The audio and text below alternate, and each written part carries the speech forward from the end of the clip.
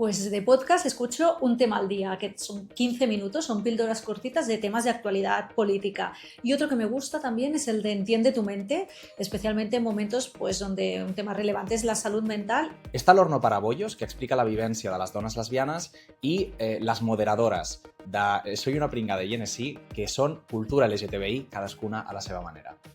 Doncs recomano La Turra perquè l'any passat van aconseguir situar un podcast en català dalt de tot de la llista de podcasts més escoltats de Spotify a tot l'estat, i Les males decisions, que arrencaran segona temporada, el podcast de Ventall Revista a Ràdio Primavera Sound. Doncs Naturalmente, de la Fundación Biodiversidad, per saber com afrontar el canvi climàtic, i Ni también, de Carolina Iglesias, per saber una mica i escoltar l'actualitat amb humor.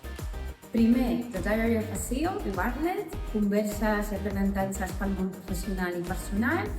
2, Negros en el Tíbet, de Sari Vivank, Frank P. y Lamin Pior, voces afrodescendentes, humor y mirada. La cena de los idiotes, porque me sirve para reflexionar de temas del día a día. Y Pan de gambas, porque me sirve para evadirme echándome unas risas.